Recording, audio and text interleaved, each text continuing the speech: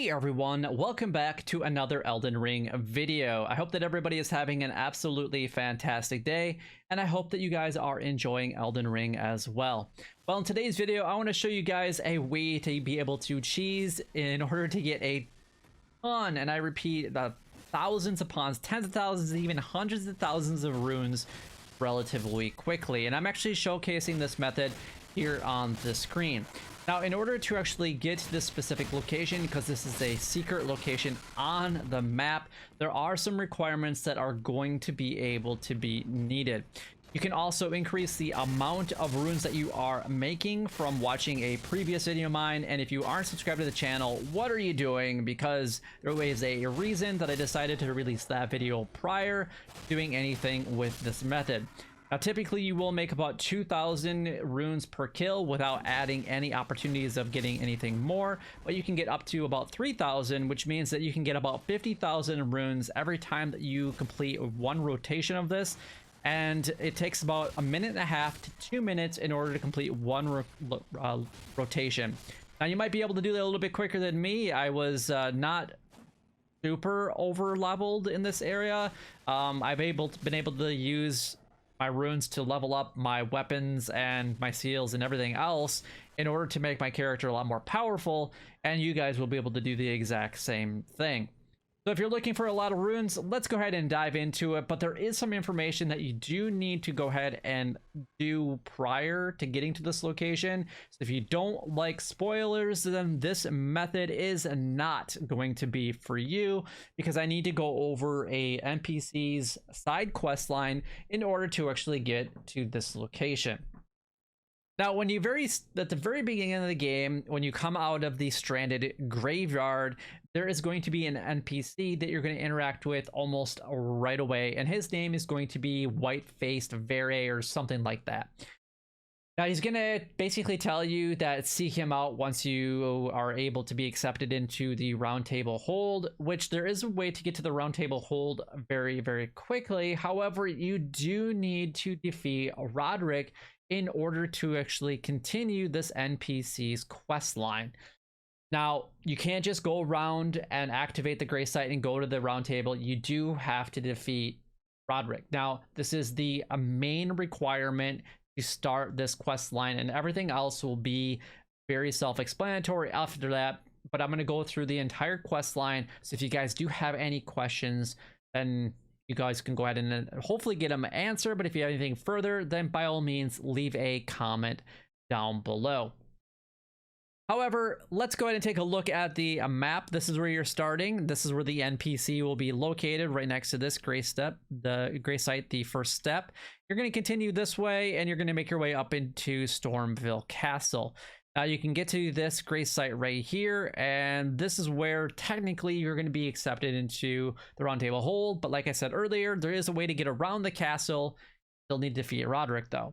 You're going to continue following this path, go to this gray site, this one, and then you're going to go to this one. Now, this one points north, but you want to go to the one east of that, which is going to be this location right here, the Folly on the Lake. And you want to go northwest and go up to the Rose Church, because this is where White-Faced Vere is actually going to be located.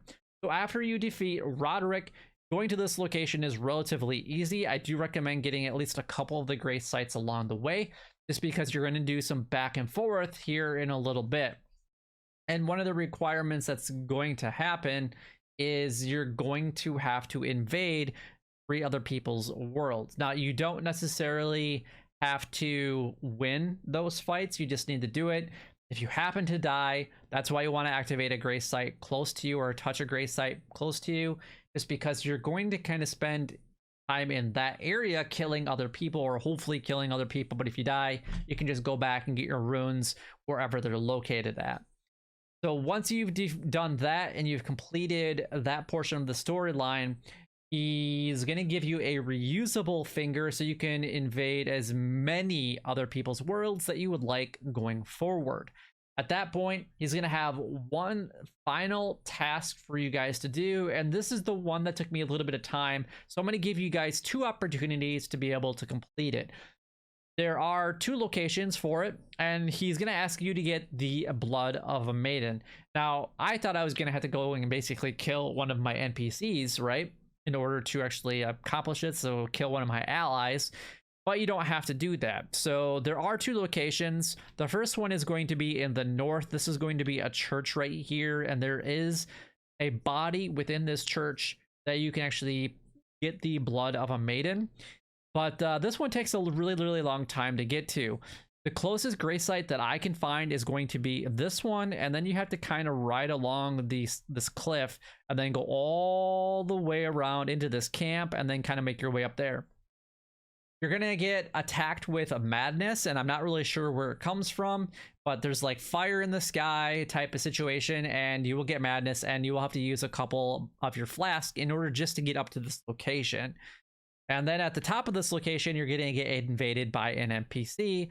So if you happen to die from that, then the closest grave site is going to be right here. So it just takes a long time to kind of make your way all the way back up to there. My suggestion is doing something a little bit easier. So from the Rose Church, you're going to want to go up to this grave site right here, the foot of the 4 belfries. And then you're going to want to go to the 4 belfries, which is right here. So you just make your way all the way up here. And there's going to be like these different towers, and you want to go all the way up to the very top. There's going to be a chest on the top of this hill, which is going to give you a key to activate one of these portals. Now, you might have actually obtained one of these keys prior to this time. And then each of these spots are going to be portal, and you want to activate this portal right here, the one that my cursor is currently on. That's going to send you back to the beginning island, which would be right here. And you're going to have to fight that crab thing again that you fought at the very beginning of the game, and more than likely you had died to.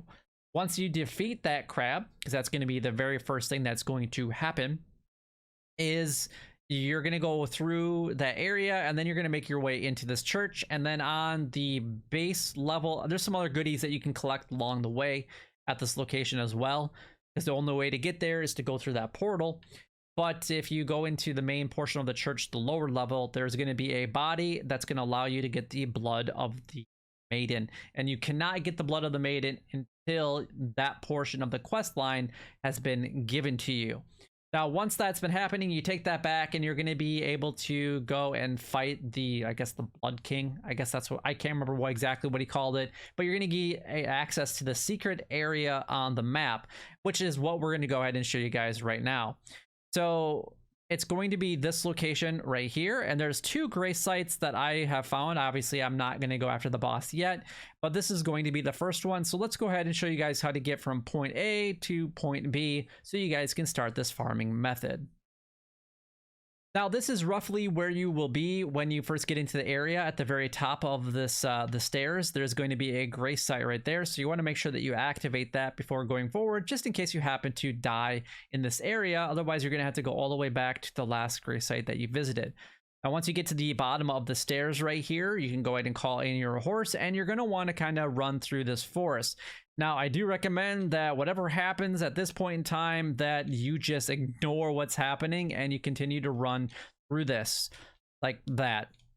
That's what you want to try to ignore if possible. There's 2 ways. The left side is a dead end. The right side is the way you want to continue to go through. You're going to run through the river of blood and then kind of hug against this wall, avoiding any of the enemies or just running past them. You don't want to kill them quite yet, even though you've already touched the first grave site, which is good, because now at that point, or hopefully you've rested there as well, so that way if you happen to die along this way, you'll be a-okay. Now, once you come up this hill, this is the location of the farming method right here, which is really nice. And then at the very top of this hill is going to be another grave site that you can go ahead and touch with, and then go ahead and rest, and that will reactivate everything. And now you are able to kind of do the rune exploit at this point in time and make hundreds of thousands of runes relatively quickly. But hopefully this information and this video does help you guys out. If it does, make sure that you guys go ahead and like, comment, and subscribe down below. It would help me out a lot and is greatly appreciated. But until next time, YouTube, you guys keep doing what you're doing because you're already doing it, and you guys stay gaming.